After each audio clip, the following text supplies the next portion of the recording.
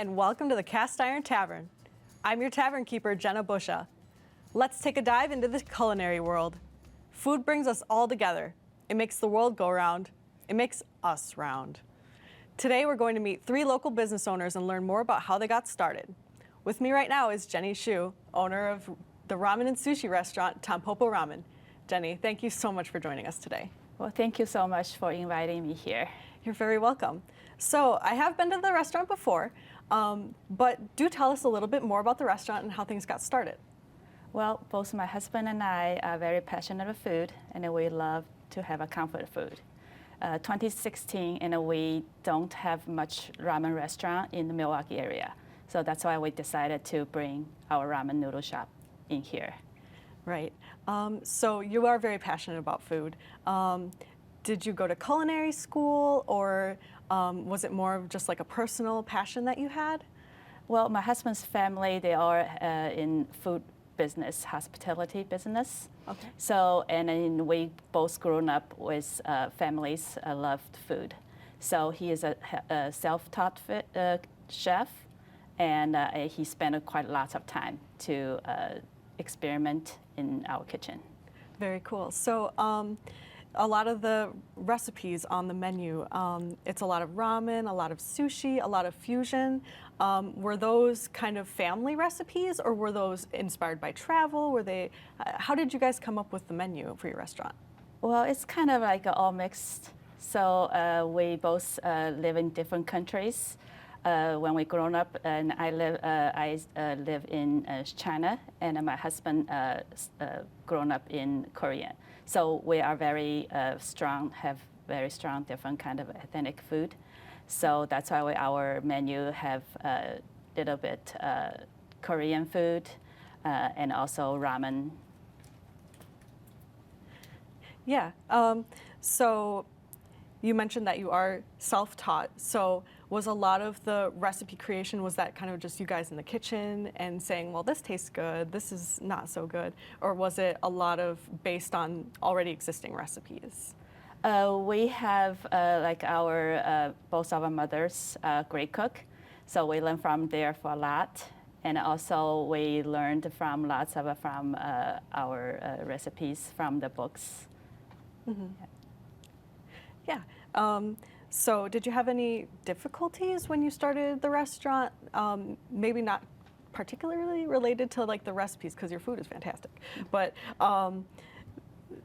maybe related to starting a business or something like that? Well, we worked at a restaurant many years, so we learned lots of things from there and for the business part.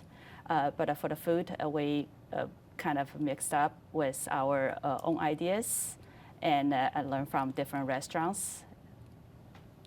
Yeah, very cool. So what really inspired you to serve a lot of these recipes? Was it just your upbringing, or was there something specific, or a person maybe specifically? Well, we always loved noodles. Mm-hmm. So noodle is a comfort food. So we wanted to have everybody to taste our noodles. Yeah, you wanted to bring noodles to Milwaukee. Yes. Yes.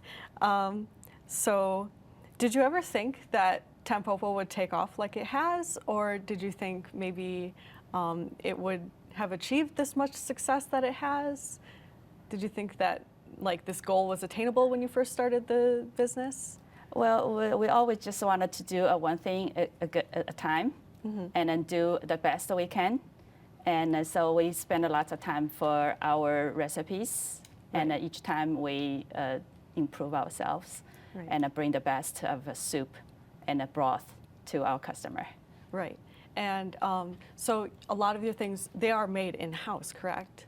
Everything is made in the house, yes. And my husband spent about every batches of broth, it takes about 20 hours. Wow. So, and each broth contains about 3 different kind of bone in the broth, and every ingredients to put it in a different time. So we very, very specific about this. Wow, yeah, that is definitely, it's a craft, yeah. Yeah, thank you. So what would you say is your favorite part about owning a restaurant? Well, it's meet our customers. So Right. lots of our customers becomes our friends. For sure. And yeah, so they will give us a good feedback, and then so we like improve from there, and then give us about the opportunity to bring the best of the best. Yeah. Right, for sure. And then what would you say is your favorite thing on your menu that you serve? Well, besides the noodle, and we also have our sushi, Right. and we have a very, very happy. Lots of people loves our rice of the sushi rice, which is the very basic of the sushi. Right. And then we bring our fresh ingredients, and our best seller is firecracker rolls, crabby wasabi rolls, and a cherry blossom. Those are our favorite customers' favorites. Could you tell me a little bit more about those, like why the customers love them so much? Well, we are very, very specific to choose our ingredients. Right. Not only bring fresh fish 3 times a week. Wow. So we don't have too much selections about a different kind of fish, but our fish our fish can stay very fresh to rotate every day. So that's what it makes a difference. Right, Yeah. for sure. So where do you see Tampopo going in the future? Like maybe 1 year from now, 5 years from now?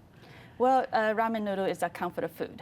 Yes. So it's every time it feel like, needed to have a comfort food, is the noodles is the one to go for me. So yeah, so from now all we need to do is just to focus what we do, and then to improve every time, and then do a good things. Yeah. Very cool. So from here, do you plan on expanding? Do you plan on trying to get more customers, or are you just really trying to keep on with what you're doing? I think at this point we just keep doing what we do, and then just do the best to focus. Yeah, every day to do the best that we can do Right, for for sure. our broth. Yeah. Yeah. So maybe changing focus just a little bit. Has the pandemic affected your business at all? Maybe tell me a little bit more about that. Not too much, and we're very, very fortunate. We're a local business. Right. When the pandemic starts, and all our customers to come in to support us. So that's make a very, very different, the difference between our local shop and between the other people that other restaurant have difficulties. So we're very, very appreciated and very blessed for that. And yeah. Right, for sure. So. Is there anything else that maybe you want to say to the viewers about your restaurant or share about Tampopo? Well, we very thank them to come to our restaurant to supporting us, our customers, and then and if for the people who never tried us, and then we'll welcome them to come here to try our restaurants, and yeah. Yeah, for sure. Yeah. Well, Jenny, thank you so much for joining us today. We really appreciate having you on the show. Well, thank you again for having me here. You're very welcome. Thank you. All right, now let's segue to Bayview and take a look at a restaurant called Blackwood Brothers. Previously the name of an old hardware store in Bayview, Blackwood Brothers turned out to be a lucky break for an inspiring chef. Let's take a look. My name is Sherry Lynn Law. I'm 42 years old, and I'm the owner-chef at Blackwood Brothers Restaurant and Social Club. I've been interested in cooking since I was a little girl. I used to look through my mother's cookbooks and just dream about all of the things that I would see in it.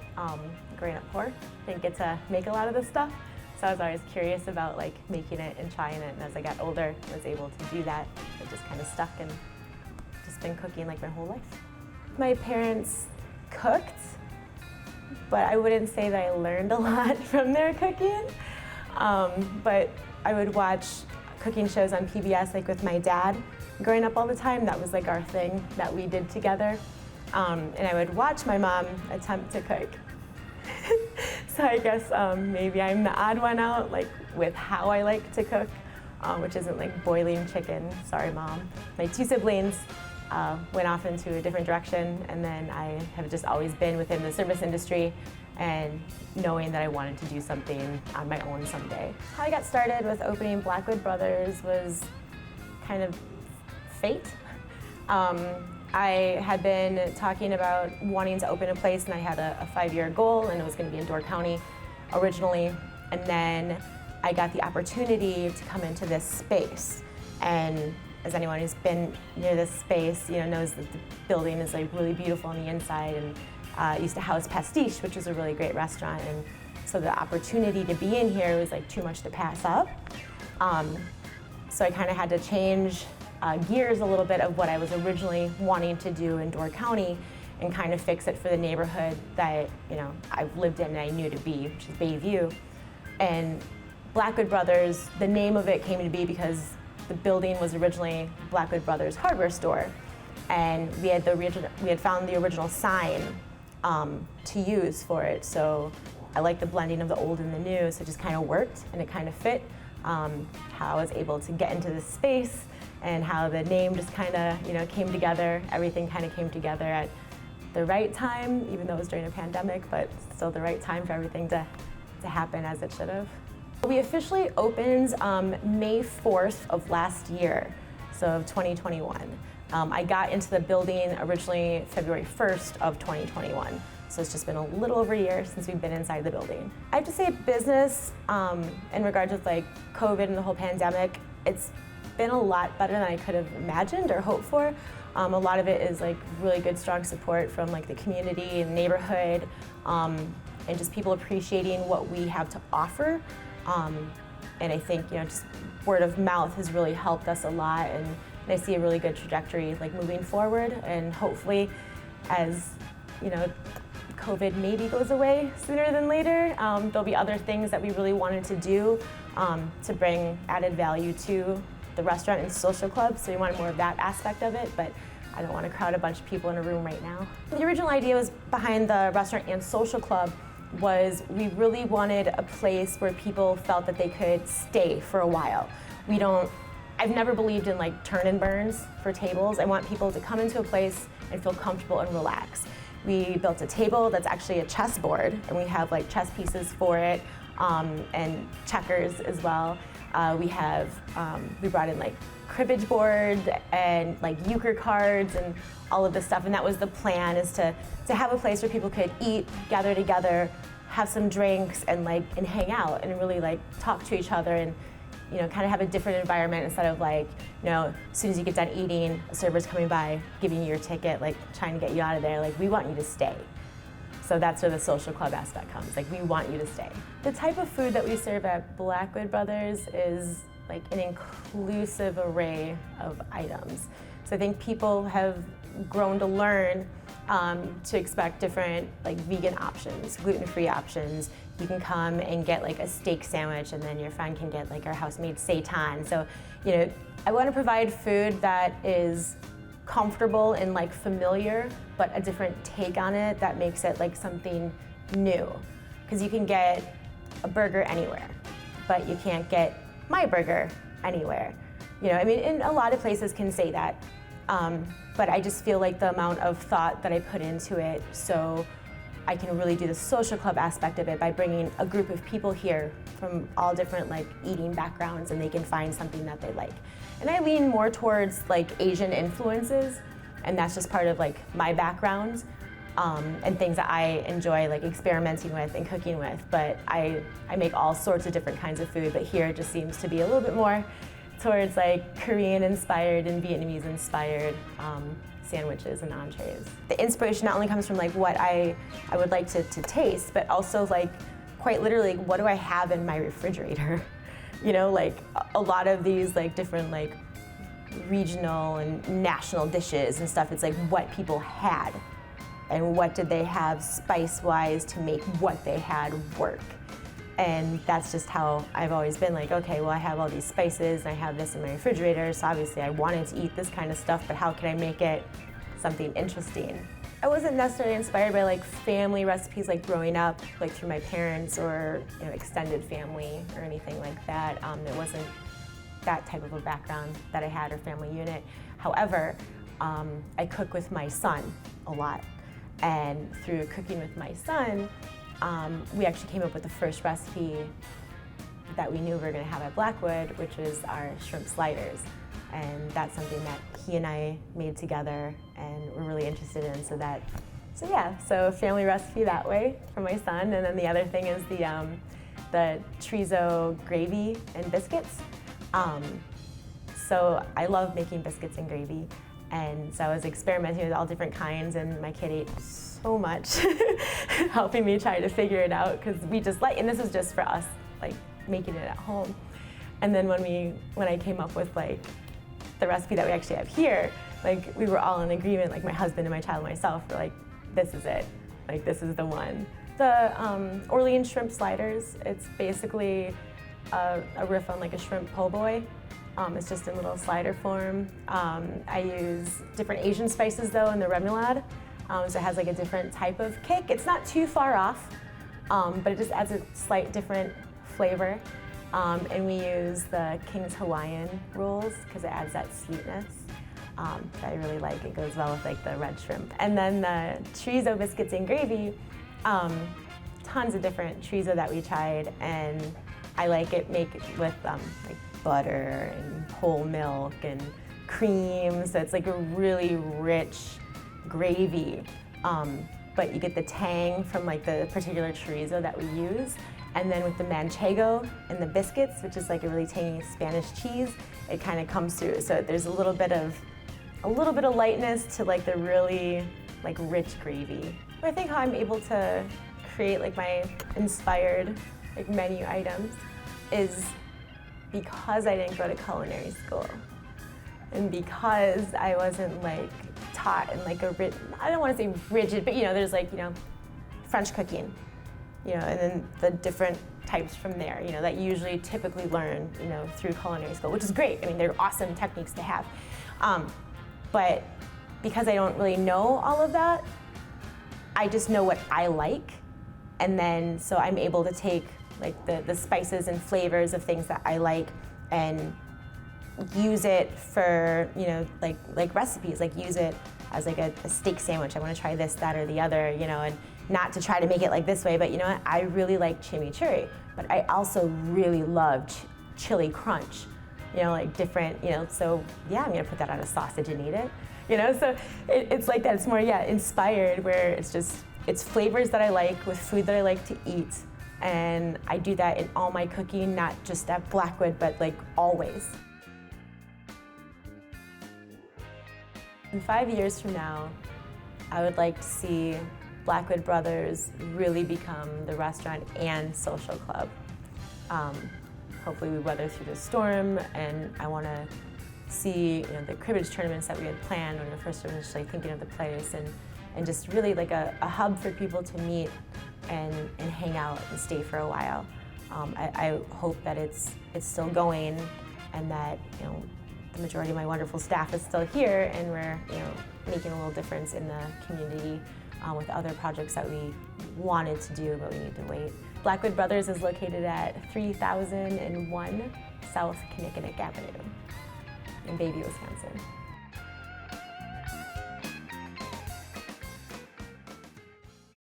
With an adventurous menu, comfortable vibes, and smiling faces, I'm sure Blackwood Brothers is here to stay.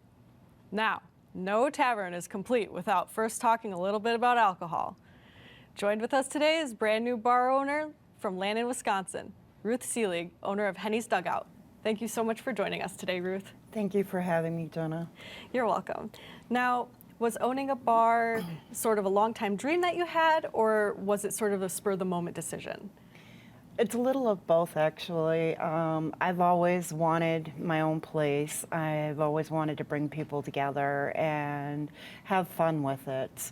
And a friend of mine had the space available to rent, and she gave me the opportunity to take that. And I had a couple of other friends that just really backed me in this goal, and I guess you could say they're my back. They're the ones that really lifted me up and shot me out the door. Very cool. So did you have a lot of experience prior to this in, say, bartending or restaurant owning? Not so much in the bartending. I have bartended, but for the majority of my life, I have worked in the back room, in the kitchens. And so I know a lot about food, and I know a lot about comfort food. And I grew up in a big family. Even though we were in separate homes, we always came together and ate together and cooked together. So food's been a big part of our life, a big part of my life for as long as I can remember. Right, for sure. Now, you mentioned comfort food. So tell me a little bit more about what you're planning on having at Henny's Dugout. Well, we're going to have your basic bar foods, but we're going to take a little step further with those foods. We're really priding ourselves as nothing is frozen. So we season and make our own patties. We've done our own beer batters and fresh tenders, and they're not the little frozen ones that you get a lot of places. They're really pretty good size and pricing, and just all out very good food, high quality. Right, sounds delicious. So I'm really interested. How did you come up with the name for your bar, Henny's Dugout? Hennessy whiskey. Now, I have a really good friend. We were looking for names, and nothing really fit. And his name was Henny, and as he was growing up, and again, Hennessy whiskey. They called him Big Henny, and I was like, "Hey, would you mind if I used that?" Because it just seemed to fit. Right, for sure. So, and then Dugout, the place has been known as the Dugout for years. Being in the heart of Lannon, historical Lannon, it's a historical building, and it is known as, hey, let's go down to the Dugout for a drink. So that's why we kept that in our name. Right. So you're looking to kind of perpetuate like some of the history with the place, but also maybe try something new, or is that the plan? Yes, we definitely, as I said, it's a historical building. It is in the historical society. This building was built in the late 1800s, and we've got some pictures in there from like the 20s, 30s, 40s. They used to have what they called the big moose dinners there. A lot of the local men would go hunting, and they'd bring home their game, and they'd hang it in the parking lot, and then they would process it right there while their wives were in the kitchen cooking this food up and just feeding the entire neighborhood. Wow. Yeah, it was really wonderful learning all of this. That is very cool. Do you have any plans on sort of having similar events? Obviously not people bringing their game to hang in the parking lot. Yeah, no, I'm not really looking into that, but yes, we're really wanting to bring the Dugout back. We want to support local teams. We would love to get a softball, baseball team going again this summer. In the fall, it's been brought up that possibly supporting a local bowling league. So we're really looking into trying to give back to the community as much as possible. There's a lot of events that the Dugout and has been known to support that we would like to also bring Henny's to that support as well. Right, for sure. Now, a lot of people say that starting a small business in a small town is really difficult, but it really sounds like you've kind of got the support and you're going to really bolster it.